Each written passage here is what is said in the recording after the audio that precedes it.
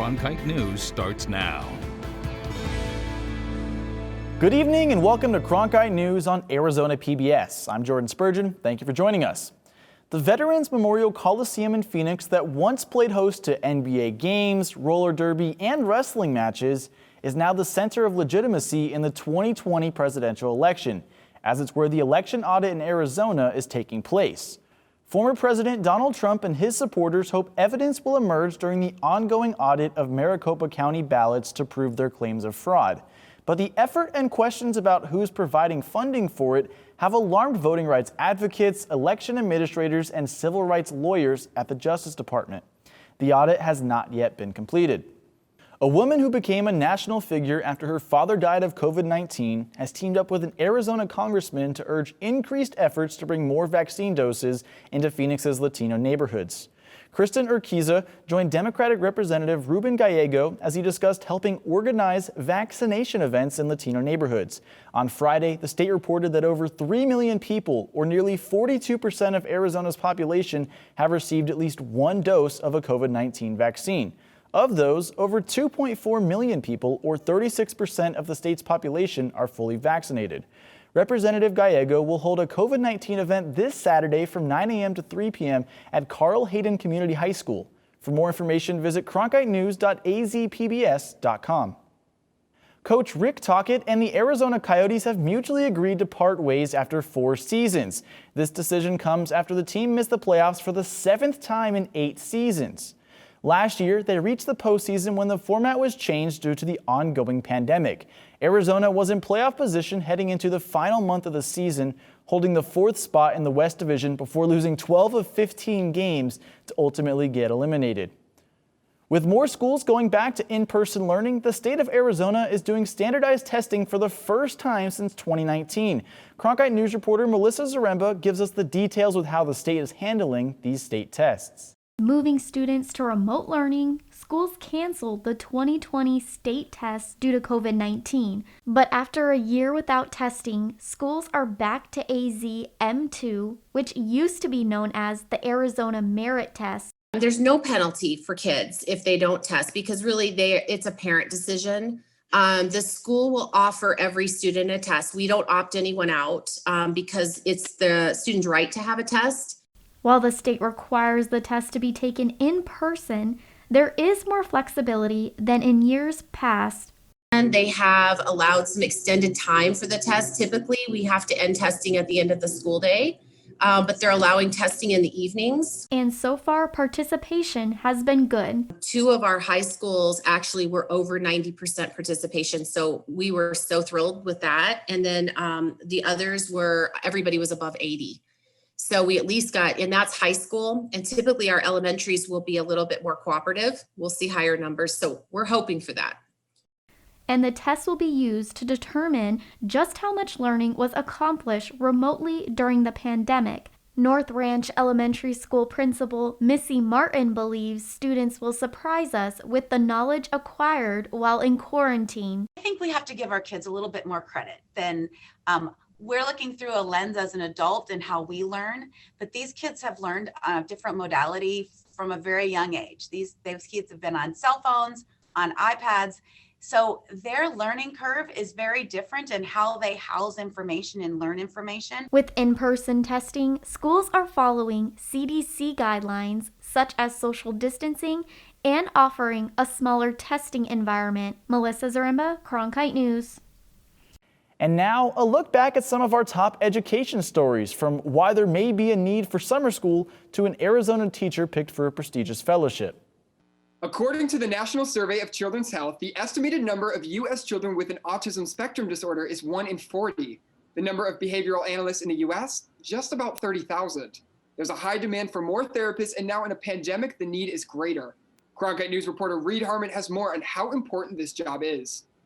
Arizona Autism United, a nonprofit organization that focuses on helping families with individualized support, has been needed more than ever this past year with schools closing and social interactions becoming minimal. Do you want to take this to our room? Do you hear that? Let's go play. While we can't show the kids due to privacy reasons, they are here at the Arizona Autism United Clinic in Mesa. where more kids are coming in since school has been closed. It opened its clinic mid-March of last year and took an immediate pause just a week after due to the pandemic. We're supposed to be going in homes and going and seeing these kids by themselves. And we are a medically necessary service, but how do we get our kids safe? How do we keep ourselves safe? What do we do with this darn clinic that we were gonna open? And what they did? AZA United rewrote policies, assessed their kids, and reopened in June of 2020 by prioritizing kids who needed in-person learning. These are kids that, for whatever reason, aren't able to keep up with their neurotypical peers. So as they developed, they weren't able to reach milestones. While every day that their neurotypical peers are able to go to school online or in person and attend school, they're continuing to grow, and the kids that we work with aren't.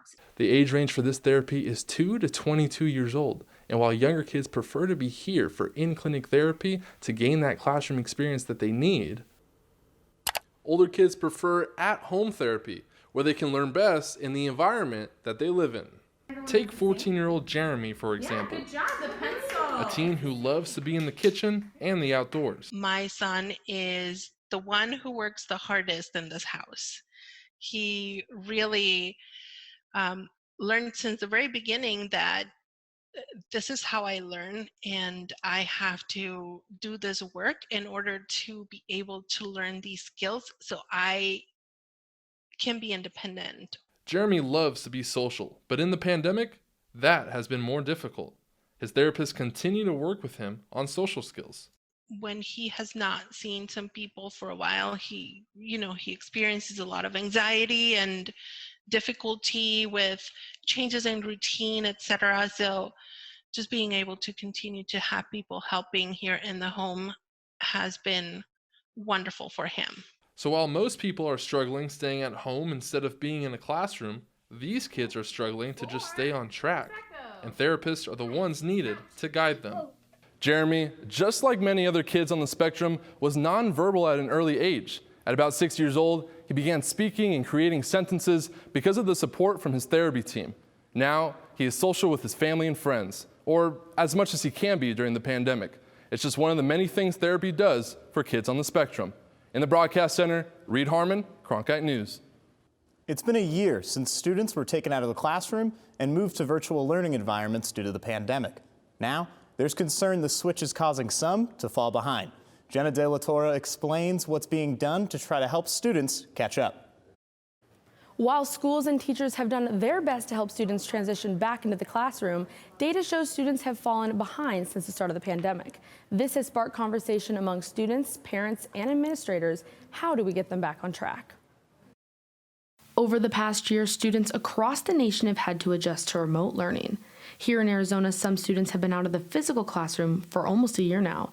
And according to Governor Doug Ducey, the students' grades show the damaging impact the pandemic has had. I don't mean to sound dramatic, but this has been, for everyone, such a hard year. Dawn Schmidt is a high school history teacher who has been teaching her students virtually.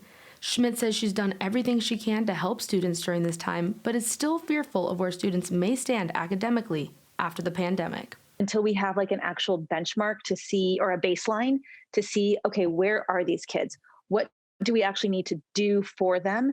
Then that's going to be another story. Expect more. Arizona Senior Vice President and Chief Impact Officer Aaron Hart has been working with education administrators and students across the state and feels that with statewide testing, schools will be able to get a more accurate idea as to what their students need. That's going to give us our first indication at a statewide level of how our students are doing, where those learning gaps are. The AZM2, previously known as the Arizona Merit Test, will be administered to 3rd through 10th graders. The testing will begin in April, according to an executive order signed by Governor Doug Ducey.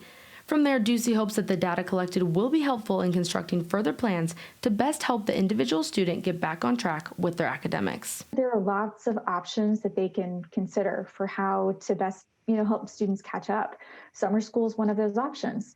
Other options might be like additional tutoring or one-on-one interventions, or bringing in an additional staff to help. I guess the point is there are a lot of different options that schools could consider. And I think it's best left up to schools and school districts to make those decisions because they know their students best. Even if we did summer school, which could be a great solution for many schools and students, there will likely need to be continued interventions and supports provided to students so that they can get back on grade level. So, I mean, this might even take a couple of years for students to really get back on track. SCHMIDT is hopeful that with the proper resources and help, students will get back on track both inside the classroom and mentally. The other piece of this is I think sometimes we forget that even in this crazy world, kids have learned other skills that aren't measurable by tests. The Arizona Department of Education is working with school districts on how to safely bring students to administer. The testing window has also expanded from 4 to 6 weeks to better accommodate students. In the broadcast center, Jenna Delatorre, Cronkite News. As the nation faces health threats from the respiratory pandemic disproportionately affecting Black and Latino communities, a new report highlights how most states continue to shortchange programs designated to prevent kids from using tobacco. Cronkite News reporter Karina Espinosa tells us what Arizona is doing to fight tobacco use.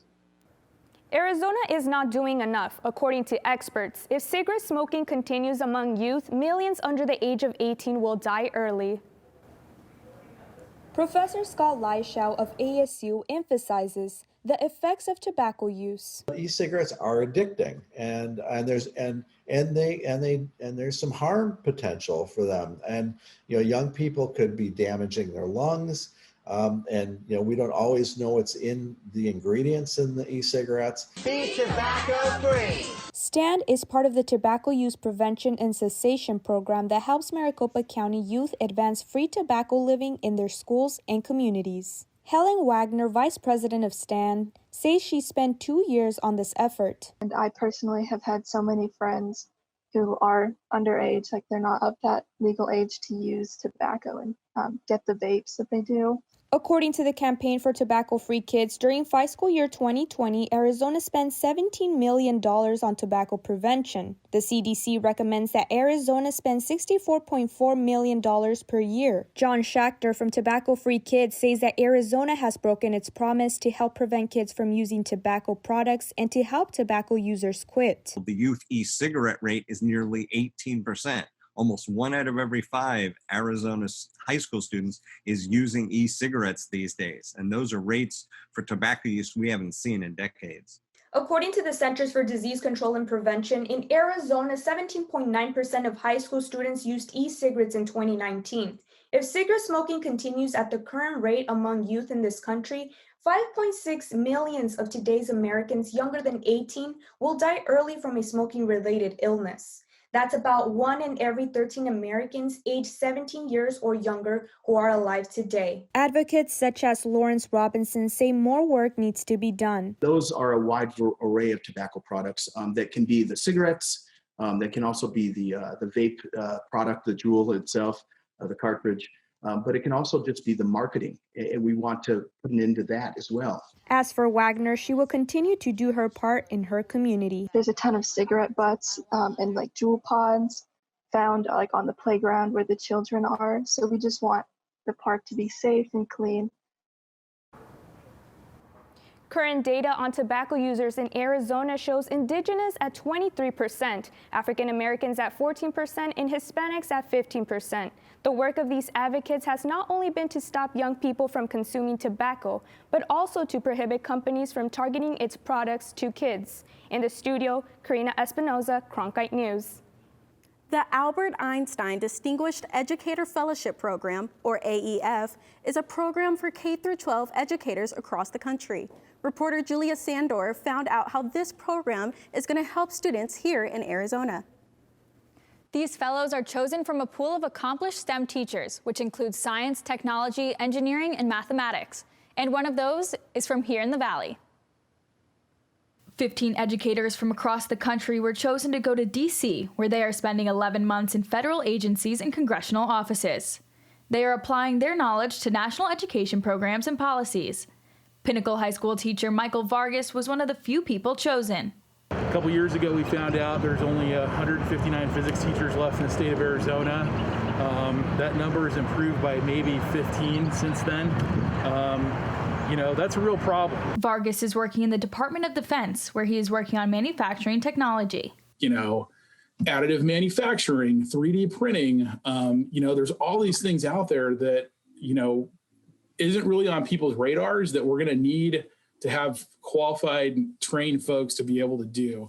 And, I really believe that, that is a very worthy mission that needs to be accomplished.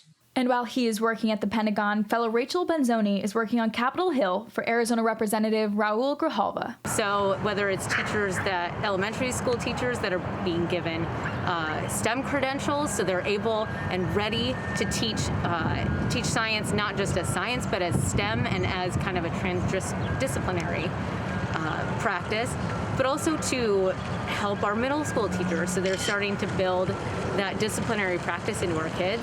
They give the congressmen their perspectives and act as a voice for teachers, students, and parents everywhere.